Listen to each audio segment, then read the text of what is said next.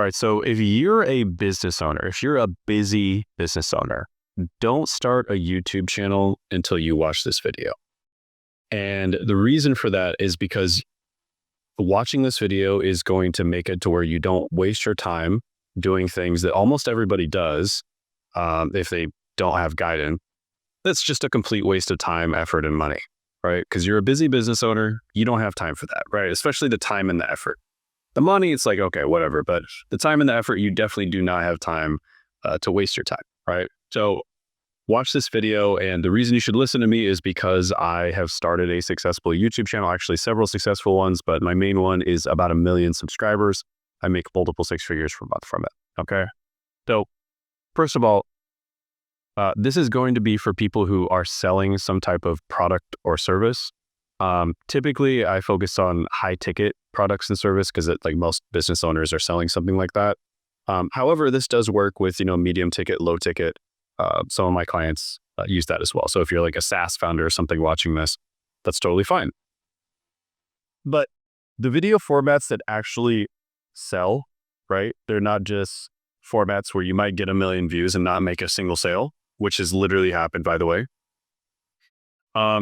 How-to videos. These are great, right? Don't waste your time making vlogs, right? Like I've literally had this. Good friend of mine, Till, if you're watching this, hey Till, what's up? I had to talk him out of doing this, and he was doing this for a little bit, making vlogs. Of course, he sells a SaaS product where he basically builds SaaS for people, builds out SaaS products. And he was making a vlog, and he was hoping that would get him clients. And, that didn't work. Don't do that. Okay. Don't make a vlog. All right. How-to videos. These are great. They target specific pain points to the audience. They show you how to overcome problems. These are really great. These are like bread and butter. A lot of people do these. Another one, case study videos. This showcases real examples and results. Now, of course, it's a good idea to always include case studies throughout the video. I just did kind of include with Till, for instance. I wasn't even thinking about doing that. It just, off the top of my head. However, these are videos that are just a full case study, like really getting into the nitty gritty and breaking things down. And if you can showcase these real examples and real results, this is huge. Another one is interview videos. These perform super, super well. If you can do an interview video where you are being interviewed or you're interviewing somebody about a topic that you're an expert in, these perform super, super well when it comes to conversions. Another one would be like an interview with a client that you've got results for. Those perform really well too. And then review videos. So these are super effective for affiliate marketing, for instance. They target bottom of the funnel viewers, and caution is needed as this type is niche dependent. So this one is especially good if you're, doing a review of like some kind of software. Let's say you're doing a review of Go High Level, right? That works super, super well for that type of thing. Now, if you're doing a review of something that's really high ticket, unless you're affiliating for them or you're doing lead generation for them, that might not work. And it's a little bit weird to review your own product. There's ways of getting around it. You could do a review of some type of software, for instance, that that your target demographic is going to use. For instance, maybe people watching this video use vidIQ. So I could do a review of vidIQ and then, subtly segue in, oh, by the way, I'm a consultant for YouTube channels. I help busy business owners build out their YouTube channel, right? So review videos are good, but caution is needed.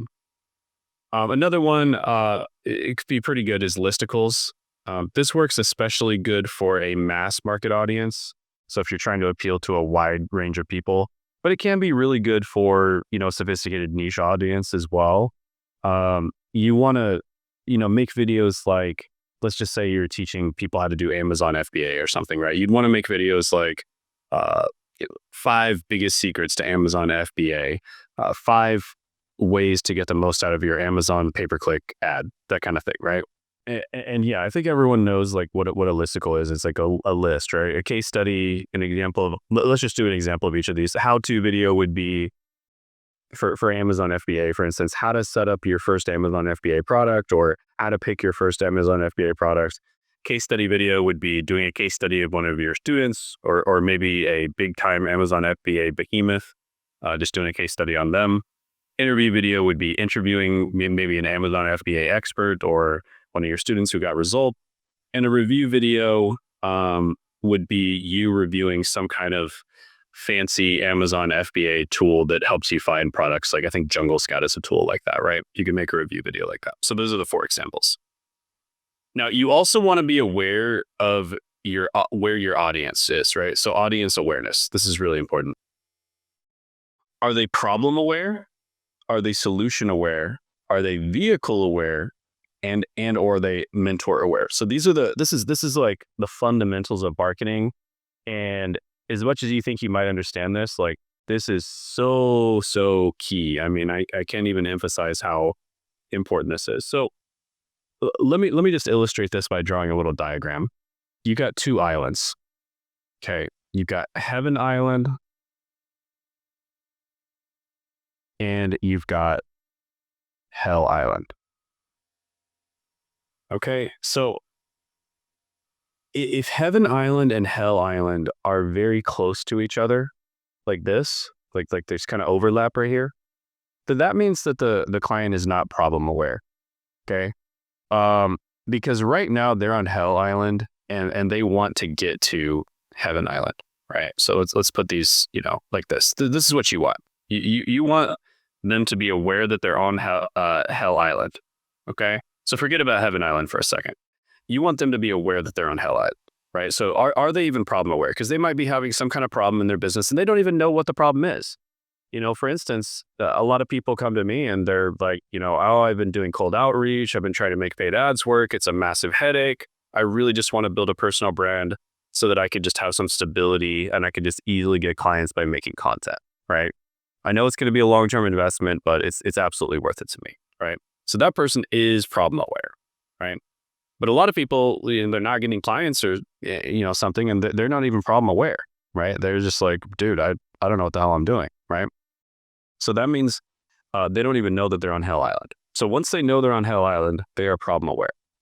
Now, solution aware is when they know about Heaven Island, right? They know where they want to be. Okay. So this is really important as well. An example of this in the B2C would be like, I hate my 9-to-5 job. That's problem aware. And then Heaven Island would be, or an example of Heaven Island would be, I know that I need to start a business, right? I want a business that gives me time, location, and financial freedom. So that is an example of Heaven Island and Hell Island and problem awareness and solution awareness. Then, right, they know that they want to quit their 9-to-5 and start a business in this particular case. Or if you're a business owner, you want to be able to consistently get leads and build your personal brand and make an investment in yourself for the long term. Unlike, cold outreach and paid ads, which is kind of just like a one-time thing. And it doesn't really pay dividends down the line. It doesn't really grow, right? So once they're solution aware, they want to get clients, right? And they want to get clients in a reliable way. Then we need to figure out, okay, vehicle aware. Vehicle is when they know what it is, right? So they know that let's just call this a boat, right? A boat's a vehicle, right? Maybe I'm crazy. I don't know. But let's just call this a boat, right? They know that this is the boat to get them from Hell Island to Heaven Island. And this particular boat is, in this particular case, YouTube, right? So the boat, the vehicle is YouTube. YouTube is going to get them from Hell Island to Heaven Island. And then, here's where a lot of business owners go wrong. This is a big problem. This is a seriously big problem. I see this, like, even really advanced guys mess up with this stuff, okay? All their marketing is focused on these first 3 things, right? Problem awareness, solution awareness, vehicle awareness, and especially like the vehicle awareness, right? They'll be talking about how, you need to start a personal brand, or you need to do e-com, or you need to do this, you need to do that, right? And then they forget this last part, mentor awareness. Because I could convince people that they need to start on YouTube. But if I don't do this last part, mentor awareness, they're going to start on YouTube, but they're going to take a different course, or they're going to, use a different coach or something like that. And this is why you need to have mentor awareness. Okay. So you need to have, they need to think that I am the captain of the boat that's going to get them from Hell Island to Heaven Island. Right. And specifically, it doesn't necessarily have to be you, but your business. And the way that you really drive this in is your unique mechanism. Okay. Right. And you really need to have this, right? This is the massive differentiator, because there's a lot of products out there for just about anything you're doing. There's probably a lot of products out there. But how do you differentiate yourself? It's your unique mechanism. So in my particular case, there's a couple different ways I differentiate myself, but I have what's known as a hybrid personal brand. This is a personal brand where I'll just put B there. This is a personal brand where it has all the benefits of a personal brand without any of the downsides. So the benefits of a personal brand is you get to be known as a thought leader. It's much easier to sell to people because they know, like, and trust you. And many, many other things, right? It's easier for you to get into masterminds, like if you grow your personal brand big enough, you become, almost like a mini celebrity in your niche, you become an authority, et cetera, et cetera, et cetera, right? And it's when you're pumping out content, it's just the easiest way to get clients. When they show up to the sales calls, it's like a super easy sale, et cetera, right? So hybrid personal brand. And this is my unique mechanism. Now, why is it hybrid? Well, because there's some downsides of a normal personal brand. First of all, it's really hard to sell your business. They're really hard to sell if you have a personal brand. The second thing is it's a lot of work, right? Because it has to be you, right? It has to be you talking. You have to be on camera. It's a lot of work, right? And it's something you have to consistently do. It's like consistent, right? Consistent work. And so a lot of business owners, they just feel like they don't have enough time or effort or anything like that to actually create content, especially for something like YouTube, because YouTube is without a doubt, the best social media platform, right? It's by far, it's pretty much better than all the other social media platforms combined, right? So, you want to get all the upsides of the personal brand without any of the downsides. The downsides, are kind of what I just said. And the biggest one is it just takes a lot of time, right? It takes a lot of time and effort to build a personal brand. And so that's how I came up with the hybrid personal brand framework, where we use a system to build your personal brand in a way that doesn't take very much of your time, in a way that you can launch businesses that you can sell later on. And it's not a lot of work. It's not very energy draining, because we make the types of content that you can easily, consistently do. And it's not difficult for you to do. It's almost like you're just talking to a friend, right? And also, we launch your channel in such a way where you're targeting a niche audience. Or if your channel is small and you're trying to grow it, we target a niche audience. And the reason that this is so important is because, first of all, you can make money. Second of all, it's easy to grow at this point. And your qualification is easy, because you're going to attract the perfect customer, right? Your avatar. You're going to attract the perfect client avatar. So this is what we do for people. We make it easy for busy business owners to start and grow on YouTube, and then they can syndicate their content and grow on all the social media platforms, right? So that is what a hybrid personal brand is. And that is the mentor awareness aspect of things. So that's a unique mechanism. So this is why, first of all, it's me, right? It's, people resonate with me because I have a personal brand, but also my unique mechanism, right? This is the thing that sets me apart from everyone else. Nobody else teaches the stuff that I teach here. Nobody else is able to, for instance, have AI and have a system that makes their content, feel like it's 100% just coming from them, and it's not generated by AI, because it is 100% coming from them. But we build it out in such a way where you do a little bit of work up front, and then after that, the AI does all the work for you, right? So this is how you do it. So we systematize this process. We utilize AI, of course, but in a very specific way because most AI sucks. And then we also use a system. And this is why you're able to get 10 times the amount of work done in 1/10 the time that most YouTubers spend. Right. And this is why I am able to have a channel that's 1 million subs, makes multiple six figures per month, and I only have to spend about 4 hours per week on the channel. Okay. This is why, because of my hybrid personal brand. This is because of the system that I've built. Right. So understand this, very important to understand this. I gave the example of Hell Island and Heaven Island here. Problem awareness, solution awareness, vehicle awareness, and mentor awareness. Don't just do the first three and then forget the last one, because that's something I see all the time people messing up with. All the time. All the time. You have to differentiate yourself. You must. All right. So strategy for effective video content. You want to focus, especially when you first start, on bottom of the funnel content. This is people that are already basically the first three, right? They're already wanting to start on YouTube. You're not having to convince them to start on YouTube, or whatever you're selling. They already have a pressing need. Just as an example, one of my clients is a guy who basically does IT service for a very specific suite of software products the business owners use. And the business owners, by the time they reach him, they are problem aware, solution aware, vehicle aware, and mentor aware. So it's just an easy sale, right? Because they're having a problem with this suite of software. It's a huge pain in the butt, and he has an immediate solution for them. So, he only makes bottom of the funnel content. Like, he's not going to convince people to use the software, right? He makes videos where it's like, okay, are you running into this error? Here's how to solve it, right? So it's bottom of the funnel content. People are already using the software. They're already having issues with it. He gives them a solution, and then he gives them a future solution so that they don't have to worry about it anymore, right? They'll never have to worry about it again. So strategy for effective video content.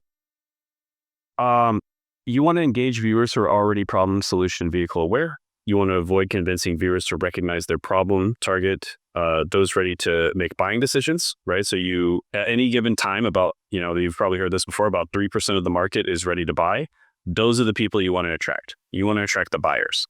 And instead of how to quit your 9-to-5, focus on how to start a personal brand on YouTube without experience, right? Something like that. Now, of course, this is a B2C example, but that's how to quit your 9-to-5 would mean that they are maybe problem aware, but they're not solution aware. So they're only one step out of the 4 steps.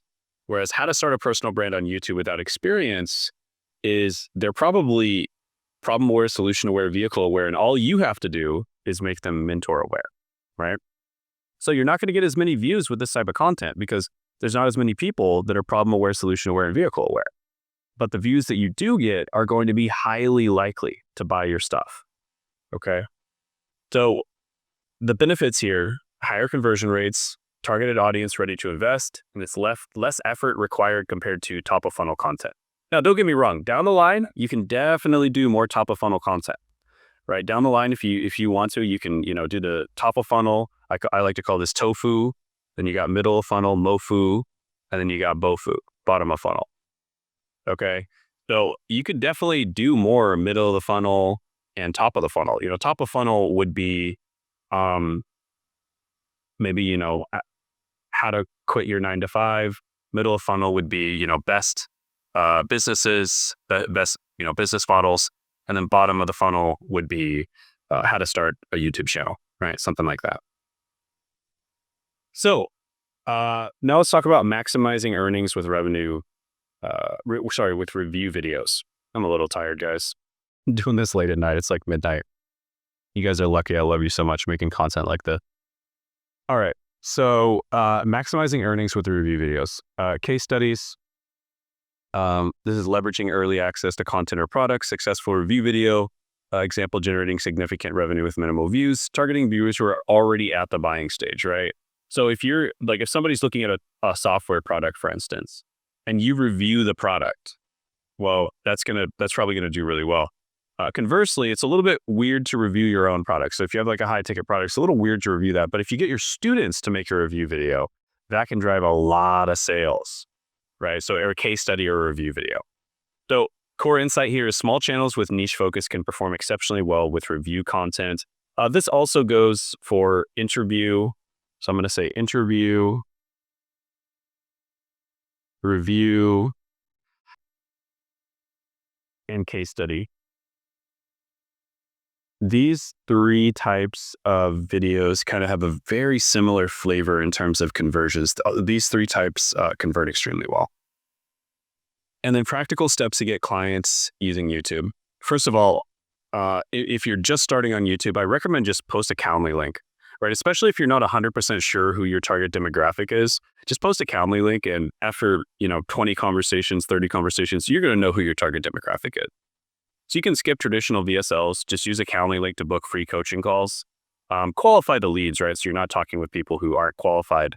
And then offer your service or product after demonstrating value during the call, right? So this actually works extremely well. I would say more people book when you just post a Calendly link, because they don't think that it's kind of like that when you have a VSL, they have this, it's like a salesy feeling, right? And the Calendly link is a little bit of a pattern interrupt. So I would say 50 to 100% more people book when you just post a Calendly link. Now, advantages: fast market research, direct engagement with potential clients, so you can kind of understand what their problems are, where they're at. This will help you figure out if you're making, enough bottom of the funnel content, right? See where they're at, see if you're attracting the right type of person with the content you're making, et cetera, et cetera. And it's useful for small channels with niche content. Very useful, because honestly, you're not getting that many views anyway. So it's not like your calendar is going to be booked out, right? So you might as well talk to people just to do market research, because you're basically getting paid, right? You're getting paid to do market research. I mean, think about that. Usually there's companies that pay tens of thousands, hundreds of thousands of dollars to do market research. You're getting paid to do it. So you might as well do it. And then it allows refining of the VSL based on real data from coaching calls. Now, something you could do, and I'll go over this a little bit later, but you could actually record all your calls with something like Fathom, right? This automatically records your calls on Zoom, for instance. And then you can take the transcripts from all these calls, plug it into ChatGPT or Claude, and then you can literally just tell it, ask it, what are the most common questions, make a tally, and what are the most common objections, and then what do you suggest based off of this? Give it context, like, here's what I'm selling, here's where they came from YouTube. Give it some context, but what do you suggest based on this stuff, right? And it'll give you some really good stuff. Like, if you get the same question over and over again, well, guess what? That should be in your VSL. If you get the same objections over and over again, guess what? That should be in your VSL, right? So you just handle the objections and you handle the questions right off the bat, right? And you're going to make an absolute killer VSL because of the fact that you did the market research using Calendly. And it's actually really effective too. It's not as effective as a good VSL, but I'd say it's probably more effective than a bad VSL. Plus, it's way easier to do, right? And then, of course, you make a good VSL, right? And then refine your content based on market data. So identify your target audience. You can always know your audience better. Psychographics, for instance, is a great way to know them better. You can engage with various client types during Calendly calls. For instance, you might decide, let's just say you're serving agency owners and coaches, and you decide, you know what, I don't want to serve agency owners anymore. I just want to serve coaches, right? And collect insights on who engages the most, and adjust content strategy to focus on the most responsive audience. And then improving the VSL, develop a targeted VSL after gathering market data, and create more impactful content by understanding audience pain points. And this is how you make an absolute killer VSL, by doing this. Now, comparison of content types, bottom of the funnel and top of the funnel. This is a targeted audience. It's focused on detailed and niche content. It converts a higher percentage of the viewers. An example of this is Charlie Morgan's deep level SMMA insights. Top of the funnel is a wide reach content. This is also harder. It's much, much harder to get views with top of the funnel content, right? This is easy to get the right people. This one is very hard. It's much more competitive because that's what a lot of people are doing. Everyone's trying to make top of the funnel because you get more views. And when you get more views, you get a dopamine rush, right? But in reality, there's people that are absolutely crushing it with bottom of the funnel content. And then general awareness content, right? It requires convincing the viewers of their problems. So the sales cycle, quote unquote, might be very, very long because they might not even know they have the problem yet. But an example of this is Iman Gadzhi, right? He makes super broad reach content. And then eventually, he has everyone go to a big event webinar. Oh my goodness. And then on the webinar, he like high pressure sells them, right? And yeah, so Charlie Morgan, he mostly makes bottom of the funnel. I think he's been kind of transitioning a little bit into more top of the funnel stuff, but for a long time there, he was making bottom of the funnel. And then Iman Gadzhi is super top of funnel, right? And they make about the same amount of money, right? So even though, Charlie Morgan has like 100K subs and Iman Gadzhi has 5 million subs, they make about the same amount. So yeah, specializes in bottom of the funnel, focuses on specific solutions for a targeted audience. I think he only serves like coaches, consultants, and agency owners or something. And then the minimum team required compared to larger content creators. Iman Gadzhi focuses on top of the funnel, requires significant resources and a large team, and high volume views, but less specific targeting. Big emphasis on this one, guys. Significant resources and a large team, and also skill and effort. It requires a lot of skill and a lot of effort to pull this off. Whereas this, no offense to Charlie, but does not require nearly as much skill and effort. The reason he does so well is because he's an actual expert, right? He knows his shit and people want to listen to him. So yeah, that is about it, guys. Go ahead, book a call with me down below if you're a busy business owner and you want to start on YouTube in a sustainable way where you grow quickly, you make money very quickly, and you can actually do it because it's easy and systemized and it doesn't take a lot of your time, right? Have a good one.